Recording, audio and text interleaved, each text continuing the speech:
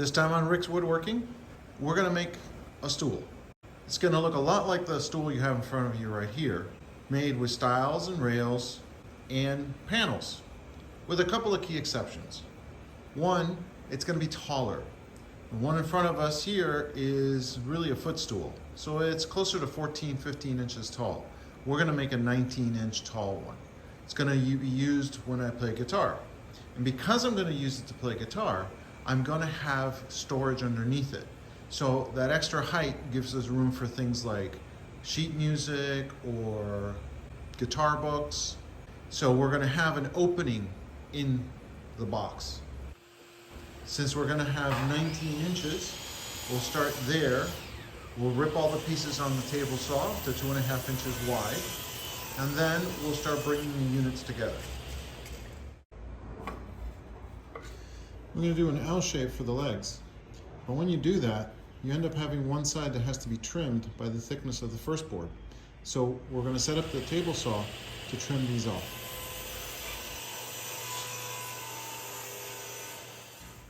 We'll assemble these face frames using biscuits. So I'm going to go out and mark up all the cuts, then use our biscuit joiner to pre-cut all the pieces, and then we'll do some assembly. We'll do all the faces first, and then later we'll glue up the sides and create the square. With our biscuit cutter set for a number 0 biscuit and 3/4 inch stock, we'll cut out all the slots and then be ready for assembly.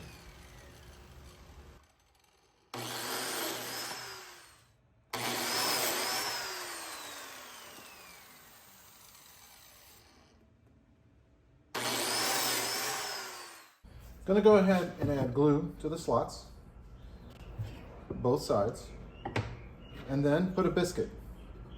Once all the biscuits are in, we'll tighten it up. We set a 1-inch spacer to make sure the bottom is set right, and then we'll clamp the two sides together using some pieces in between.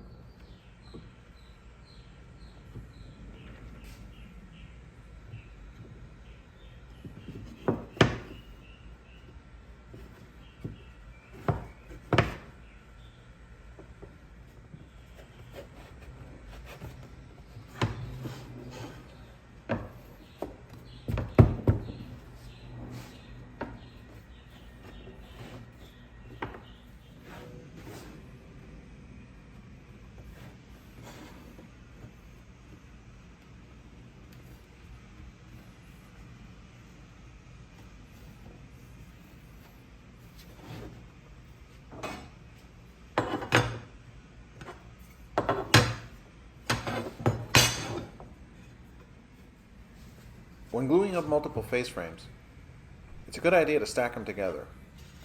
I put cauls on the sides not to damage the wood with the clamps.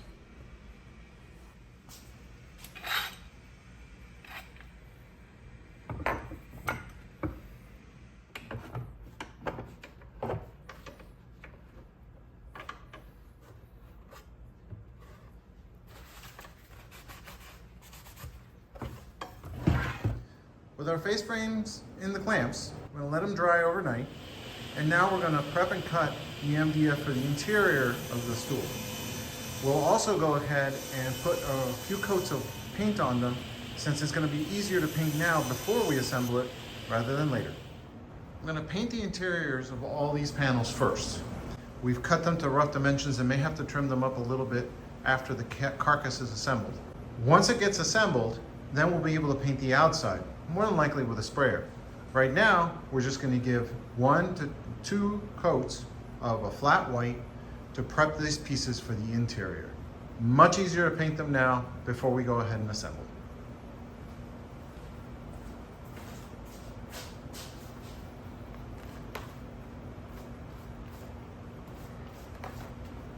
MDF is great for painting. It absorbs paint very quickly. So this coat will probably dry in 2 hours. We'll give it a second coat and maybe even a third coat to get it good and solid for the interior. Taking the pieces out of the clamps, and now we're going to sand the inside. We'll wait to sand the outside once the box is assembled. We're sanding the inside to make sure that all the edges are smooth and all the transitions between the pieces are equal, so that we can then assemble the box. I've temporarily held the piece together with my right angle clamps.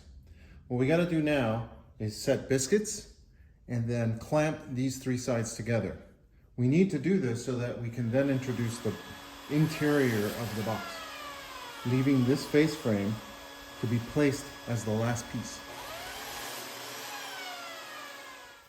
All the biscuit slots are cut. We've positioned our pieces. Now we will glue up, insert the biscuits, and then clamp away.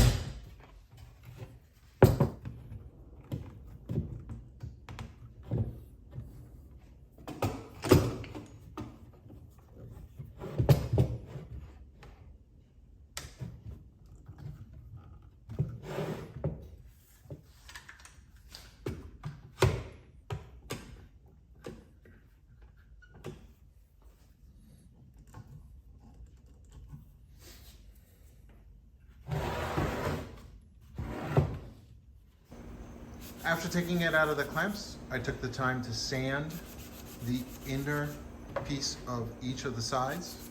Once it's assembled, it's going to be pretty hard to get a sandpaper in there, so best to do it now. I also went ahead and drew a line around the top.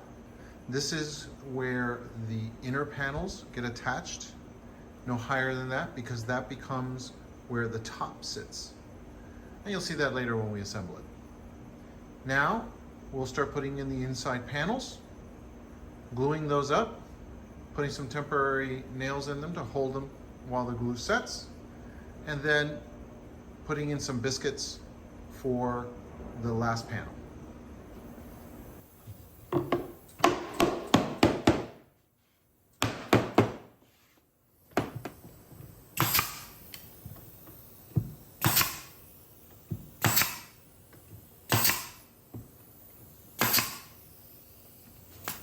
I'm now going to use the sides to mark where the bottom should go. I'm going to set it just a little lower than the rails. That way there's a small lip so that things don't fall out of the case very easily. And I'll use a square for that.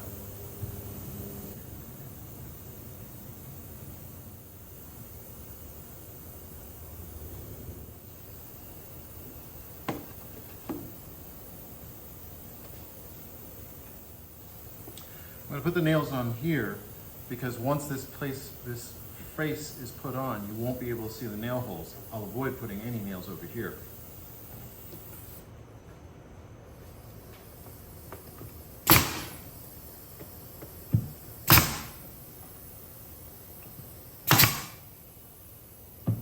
I temporarily laid the three sides on top of the face so that I could mark where the cleat goes that holds the bottom.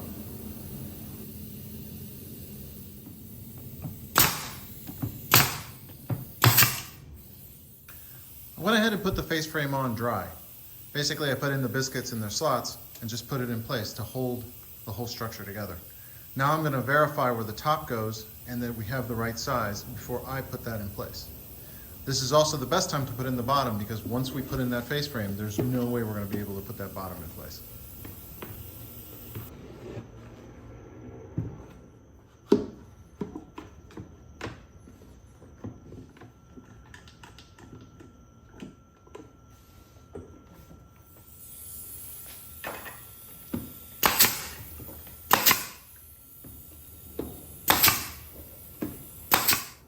I've temporarily installed the top to hold the piece square. Now it's a matter of putting glues in the biscuit slots and on the face frame and then clamping it up.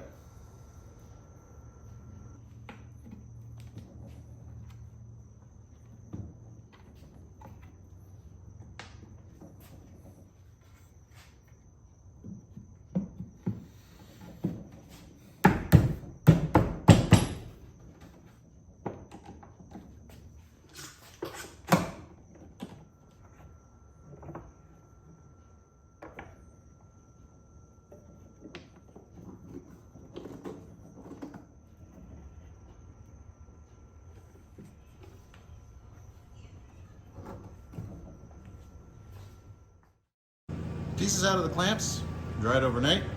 Now we're gonna put the top on. Originally, we were gonna do white side down.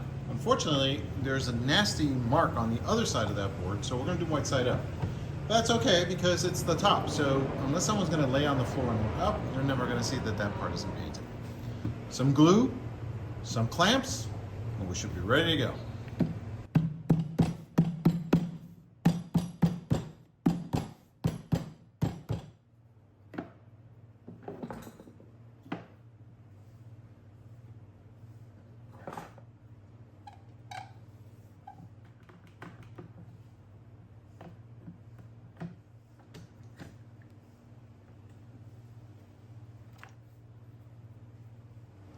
Should take about 20 to 30 minutes for that to harden enough for us to start working on it.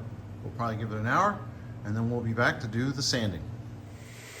We're gonna start with 80 grit in the sander. We're gonna start with the top. And 80 grit is important because what we're trying to do is remove as much material as possible to get everything evened up. From 80, we'll go down to 100, then 150, then 220. Somewhere around 100, we'll get some putty and fill in any holes.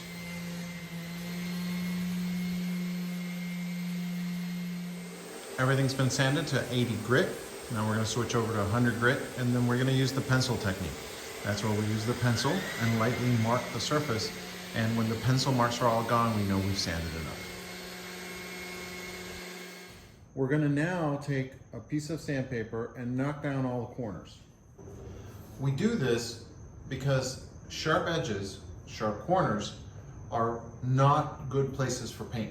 Since this piece is going to be painted, we need to make sure those edges are smoothed over. Because we're going to spray paint this, we're going to add some temporary feet. Those will hold the piece up high off of the surface and give us a better chance of getting the paint on smoothly.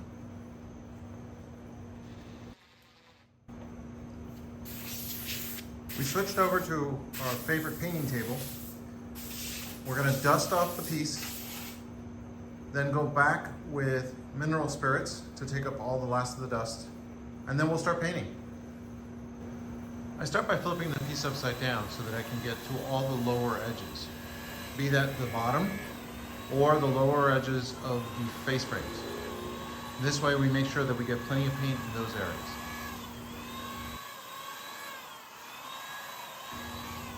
You'll notice that I'm doing some really light coats. I'm going to apply 2 to 3 light coats, do a sanding, and then a final coat before we do some polyurethane.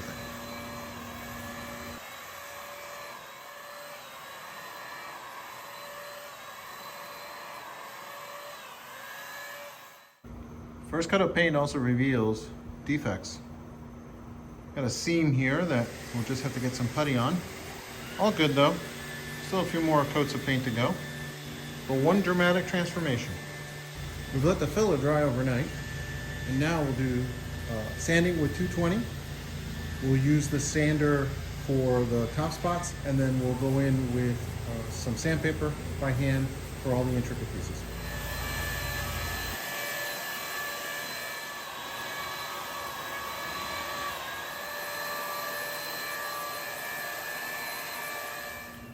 Three coats of white, and now it's time for some polyurethane.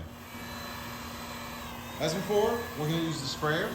We'll get at least 2 coats on it with a light sanding in between, and clean up with mineral spirits and a rag. With 2 coats of polyurethane and feet to keep it from rocking on the floor, our stool is complete. You can even see where we inserted magazine holders to put in our sheet music. Join us next time to see what else we'll build in Rick's woodworking shop.